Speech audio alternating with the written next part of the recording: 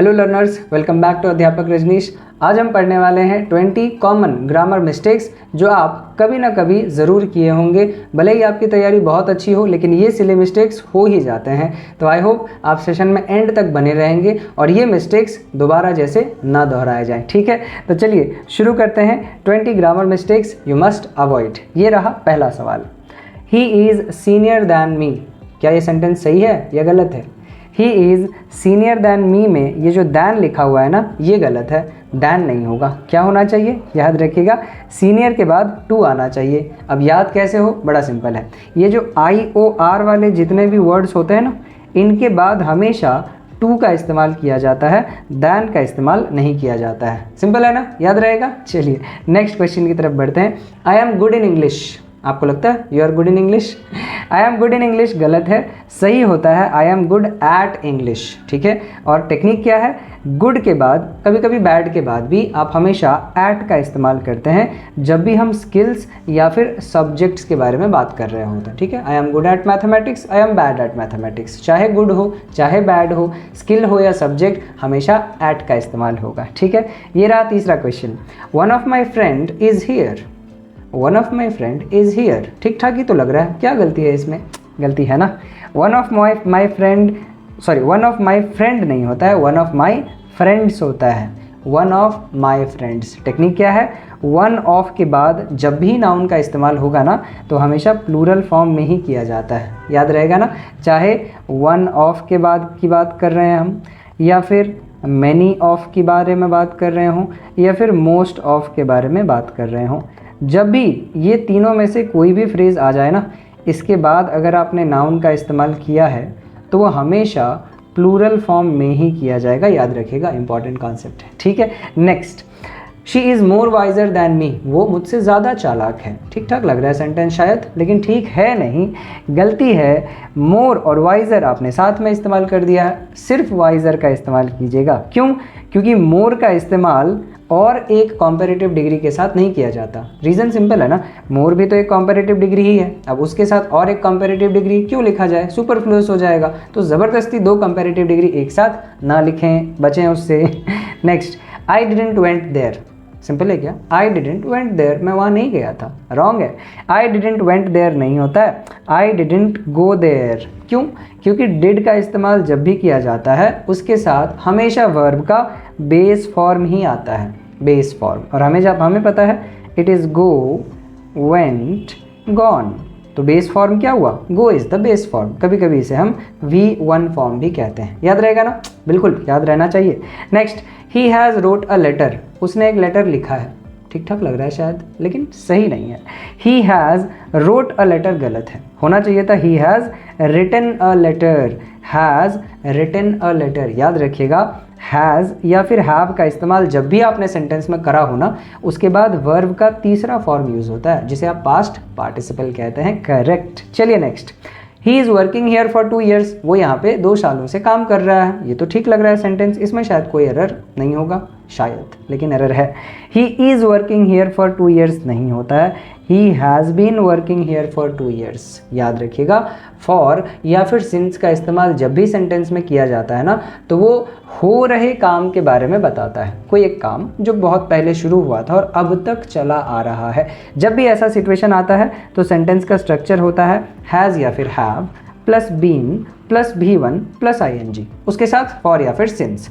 For का इस्तेमाल आप तब करते हैं जब आपको ड्यूरेशन के बारे में बताना हो कि कोई एक काम इतने समय से चलते आ रहा है, और सिंस का इस्तेमाल आप तब करते हैं जब आपको एग्जैक्ट टाइम के बारे में पता होता है। Simple simple. Next, mistake number 8, I prefer tea than coffee. याद रखिएगा, प्रिफर के साथ ना दैन का इस्तेमाल नहीं किया जाता। तो किसका इस्तेमाल होता है? सिंपल है ना, टू का इस्तेमाल होता है। Senior to, junior to, superior to, inferior to, वैसे ही प्रिफर टू। याद रहेगा, प्रिफर के साथ टू। ये देखिए रूल मैंने लिख दिया, प्रिफर के साथ हमेशा टू का इस्तेमाल किया जाता है। ठीक है ना। चलिए next is he is my cousin brother. अब भैया इसमें क्या दिक्कत है? ये तो हम आम बोलचाल की भाषा में बोलते ही हैं। वो मेरा चचेरा भाई है, वो मेरी चचेरी बहन है। इंग्लिश में नहीं बोलते। He is my cousin brother नहीं कहते हैं, सिर्फ कहेंगे he is my cousin. Brother या सिस्टर लगाने की ज़रूरत नहीं होती है जब भी बात कजिन की हो रही होती है। क्लियर? Absolutely clear. चलिए next, mistake number 10, the news are good. अब न्यूज़ सिंगुलर है या प्लूरल है?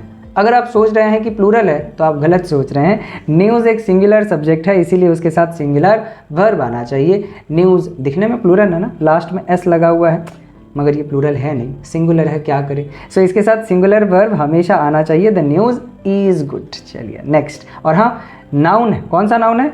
अनकाउंटेबल नाउन है न्यूज़। अनकाउंटेबल नाउन्स के साथ कभी भी प्लूरल वर्ब का इस्तेमाल नहीं किया जाता है। Good. Next, mistake number 11, everyone have a pen. सबके पास एक एक पेन है। ये भी गलत है क्या? गलत है। एवरीवन हैव अ पेन नहीं होता, एवरीवन हैज़ अ पेन होता है। क्यों? क्योंकि everyone, everybody, someone, somebody, no one, nobody, इतने ये सारे के सारे जो प्रोनाउन है ना, इन्हें हम कहते हैं डिस्ट्रीब्यूटिव प्रोनाउंस। क्या कहते हैं? Repeat after me, distributive pronounce. और सारे के सारे डिस्ट्रीब्यूटिव प्रोनाउंस सिंगुलर होते हैं। अब अगर सब्जेक्ट ही सिंगुलर है तो वर्ब क्या होगा? ऑब्वियसली सिंगुलर होगा ना। तो हैव एक प्लूरल वर्ब है, हैज़ एक सिंगुलर वर्ब है। Good. Next, mistake number 12, I have seen him yesterday. मैंने उसे कल देखा है। I have seen him yesterday, मैंने उसे कल देखा है। ठीक ठाक लग रहा है? ठीक नहीं है। I have seen him yesterday नहीं होता है, आई सॉ हिम यस्टरडे होता है। क्यों? क्योंकि यहाँ पे टाइम दिया हुआ है। यस्टरडे कल देखा था, देखा है देखा था, देखा है देखा था, अंतर होता है ना। देखा है में हैव का इस्तेमाल होता है, देखा था पास्ट फॉर्म हो जाएगा। सिंपल पास्ट का इस्तेमाल किया जाता है जब भी आपको एक पास्ट के समय के बारे में दिया जाता है। You have to use simple past tense and that is V2। ठीक है ना, V2। Next, he is more taller than me. कुछ देर पहले शायद हम लोगों ने ये सवाल किया था, देखें आपको याद है या नहीं। ही इज़ मोर टॉलर देन मी, सही है गलत है? ऑब्वियसली गलत है। यहाँ पे मोर टॉलर नहीं होना चाहिए था, सिर्फ टॉलर का इस्तेमाल होना चाहिए था। रीज़न ऑलरेडी हम पढ़ चुके हैं। Very good. Next, she is married with a doctor. उसने एक डॉक्टर से शादी की है। एक बहुत फेमस एक्ट्रेस है, उन्होंने एक डॉक्टर से विवाह किया हुआ है। नाम जानते हैं तो कमेंट सेक्शन में बताइएगा क्या। चलिए, the correct answer is she is married to a doctor. With a doctor नहीं होता। मैरिड के बाद ना हमेशा फिक्स्ड प्रीपोजिशन पढ़ा है ना आपने। फिक्स्ड प्रीपोजिशन एसएससी का फेवरेट क्वेश्चंस में से एक है, fixed preposition. She is married to a doctor होता है, she is married with a doctor. ना ना ना ना, गलत हो जाएगा। Next, mistake number 15, I am going to home. ये तो सीधा सीधा सेंटेंस है, मैं घर जा रहा हूँ। I am going to home, I am going to home गलत है। क्यों? क्योंकि होम के पहले टू का इस्तेमाल नहीं किया जाता है। कब? जब होम एक डेस्टिनेशन हो। डेस्टिनेशन की तरीके से अगर आपने होम का इस्तेमाल किया है तो उसके पहले क्या यूज़ नहीं करेंगे? टू का यूज़ नहीं करेंगे। हालांकि इस रूल के फिर अपने कुछ एक्सेप्शंस भी हैं। अगर आप चाहते हैं कि मैं उन एक्सेप्शंस के बारे में भी आपको बताऊं तो कमेंट सेक्शन में बताइए, एक अलग सी वीडियो होम के ऊपर बना देंगे। 2-3 रूल्स उससे रिलेटेड है, वही बना देंगे। ठीक है आपके लिए। चलिए next, he is my real brother. वो मेरा सच्चा भाई है। सच्चा भाई नहीं है, वो मेरा भाई है। रियल की ज़रूरत नहीं है। अगर वो आपका रिलेटिव है ना, आपके परिवार से है, तो फिर रियल लगाने की क्या ज़रूरत है? He is my brother, he is my she is my sister. Real लगाने की कोई ज़रूरत नहीं है, याद रखिएगा। Next, open your shoes. अपने जूते खोलो। अब भैया इसमें क्या समस्या? Open your shoes, open your shoes, बात खत्म हो जानी चाहिए थी। बात खत्म ही तो नहीं हो रही है। इंग्लिश इतना आसान होता तो फिर बात ही क्या था।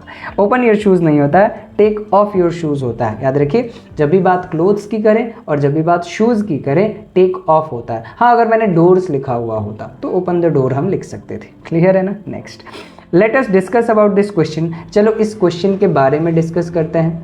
लेट अस डिस्कस, अबाउट नहीं होता। Let us discuss this question, about की ज़रूरत नहीं है। डिस्कस के साथ अबाउट नहीं लिखते। रिपीट आफ्टर मी, डिस्कस के साथ अबाउट नहीं लिखते हैं। Very good. Next, he is enough smart to solve this problem. वो बहुत चालाक है, इस सवाल को तो वो आराम से बना लेगा। He is enough smart to solve this problem. अरे नहीं भाई, he is smart enough to solve this problem. याद रखिएगा, इनफ एक बहुत खतरनाक वर्ड है।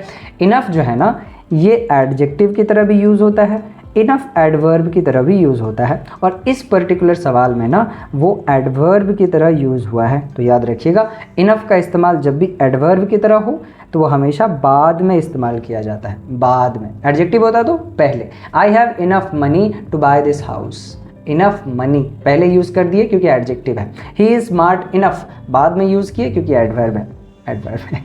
Next, last question, he do not play cricket. वो क्रिकेट नहीं खेलता। अच्छा बच्चा है। ही डू नॉट प्ले क्रिकेट, सही सवाल है क्या? गलत सवाल है। ही डू नॉट प्ले क्रिकेट नहीं होगा, he does not play cricket. Does singular subject के साथ सिंगुलर वर्ब आना चाहिए, डज सिंगुलर वर्ब है, इसी वजह से ही के साथ आया हुआ है, क्योंकि ही एक सिंगुलर सब्जेक्ट है। सिंपल थे ना? 20 कॉमन मिस्टेक्स हैं, गलत एक भी अगर हुआ है तो कमेंट सेक्शन में बताइएगा, कितने सही हुए ये भी बताइएगा। सेशन अच्छा लगा है तो लाइक कीजिएगा, शेयर कीजिएगा, चैनल को अभी तक सब्सक्राइब नहीं किए हैं तो सब्सक्राइब कीजिए, ज़्यादा से ज़्यादा फैलाइए इसको और इसे रिवाइज कीजिएगा। Keep learning, keep growing.